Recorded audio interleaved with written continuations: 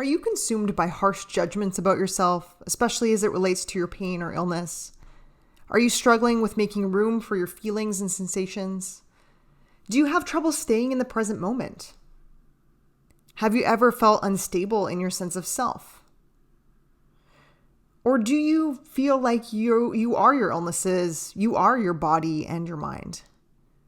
If you answered yes to one or more of these questions, then first of all, no, that's normal. And then second, stick around for this week's episode of Chronically Living. I'm Kelsey Harris, chronic illness warrior and psychotherapist. On Chronically Living and How to Make the Most of It, we're providing tangible ways to improve the well-being of Spoonies.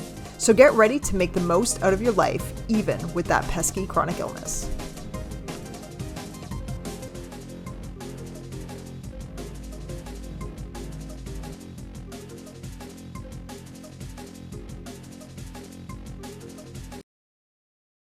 Okay, so this week we're going to talk about basically why I ask you at the end of every episode to reflect on your noticing.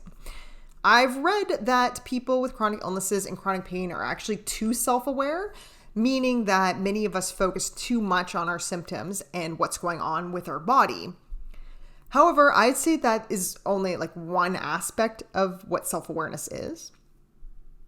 What I'm talking about today is that part of you that does all of this noticing. This part of us doesn't really have like a real name because it's really about bringing awareness to our own awareness. So some people are going to call this meta-awareness. Others might say the noticing self or the observing self. Those are terms that I like to use. Or some people might even say self as perspective. And there's a bunch of reasons why we want to use this part of ourselves. So first, it can help us create some distance between ourselves and our thoughts about ourselves. So, especially when you have those really harsh judgments about yourself, and often people with chronic pain, chronic illness have those harsh judgments, especially as they relate to themselves and the pain or illness. Second, to be able to make room for our inner experiences. So these are the thoughts, feelings, and particularly important for us warriors, sensations. So we want to be able to just observe them. Third, it can help us stay grounded and present in the moment, which we've talked about many times before as being very helpful. Fourth, to learn to have a stable sense of self even while the world around us and our experiences continue to change. And this is just really important for everyone. And fifth, to experience that there is more to us than our bodies and our minds. So this last one, this is the part that is vital to chronic pain and chronic illness warriors. To experience that there's more to us than our body and our minds. I'm going to explain this a little better in a metaphor used by Russ Harris. He's my favorite ACT clinician. And of course, if you've been listening to my solo episodes recently, then you'll know who that is because I've talked about him before. If you haven't listened to those episodes and you're just jumping in now, I'm just going to recommend that you go back and listen to them starting with the one on creative hopelessness and then kind of up until now. They're a bit of a series. Okay, so sometimes it's useful to look at life as if it is a stage show. It's a big stage with lots of stuff going on. You've got all your thoughts and feelings and everything that you can see, hear, and touch and taste and smell. And all the physical stuff that you do with your body. And this show is changing all the time, from moment to moment. And sometimes what's up there on stage is pretty amazing. And other times it's pretty dreadful. And there's this part of you that can step back and watch the show.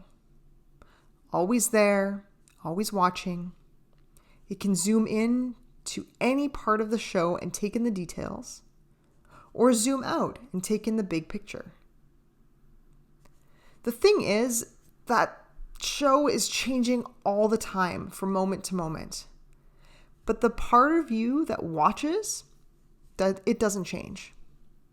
It's always there, always noticing, no matter what happens on the stage, no matter whether the show is great or awful.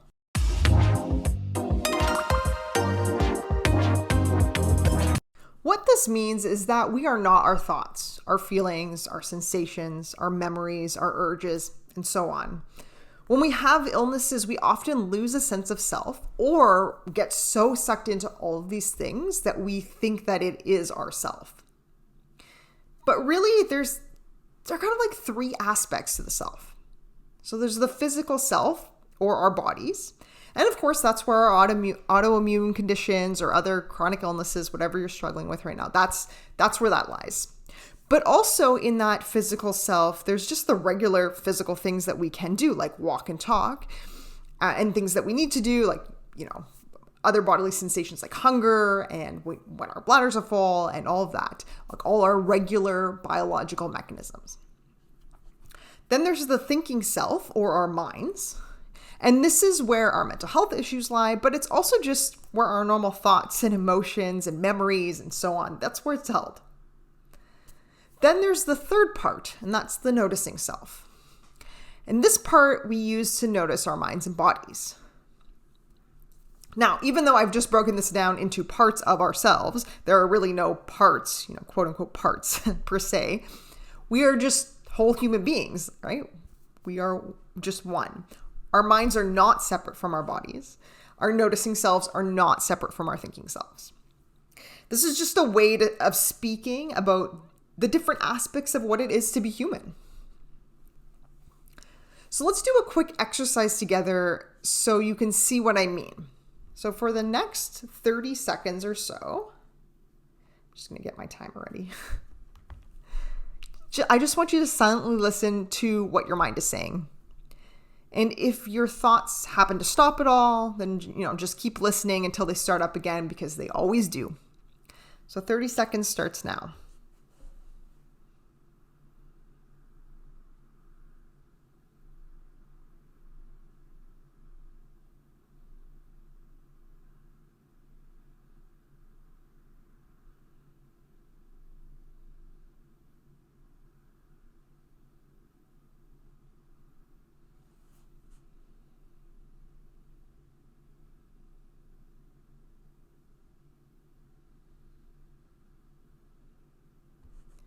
So there it is, the part of your mind that talks, or the thinking part, and the part of your mind that listens, or the noticing part. And you can learn to do this with anything, your thoughts, emotions, memories, urges, and sensations. Just notice what is happening without being sucked into a story. And notice the story that is there. Our minds and bodies are intimately connected, so every time that you have a painful sensation, your mind is likely telling you something about it. But your noticing self can just listen to the story and observe it, while also noticing the other aspects of your human experience.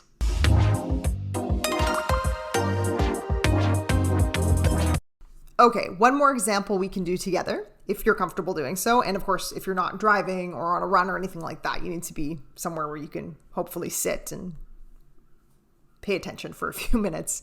So find a comfortable position, preferably with your feet on the floor, and close your eyes if you can. Otherwise, if you're not comfortable doing that, just find a spot to fix your gaze on. Now just notice, where are your thoughts? Where are they located? Above you, behind you, in front of you, to the side of you?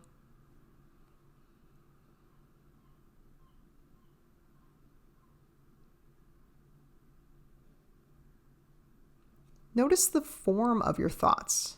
Are they pictures, words, or sounds?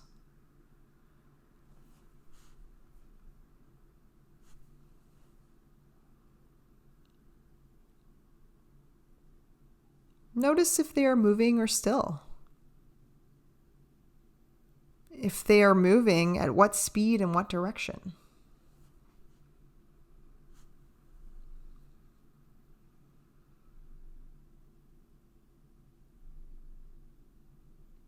Notice there are two separate processes going on here. There's a process of thinking. Your mind is storing up all sorts of words and pictures. And there's a process of noticing. There's a part of you noticing all these thoughts.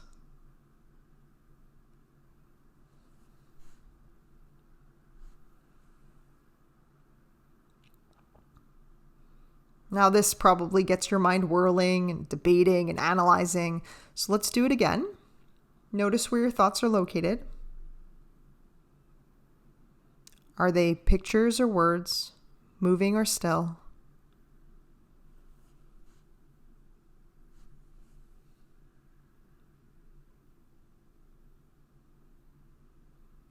So there go your thoughts.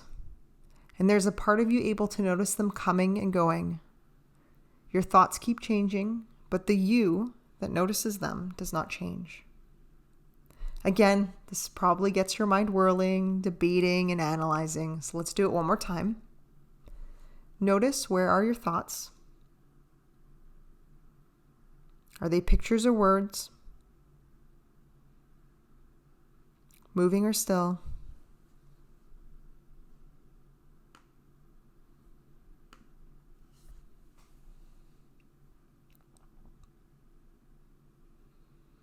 There go your thoughts, and there you are, observing them. Your thoughts change, but the you that notices does not.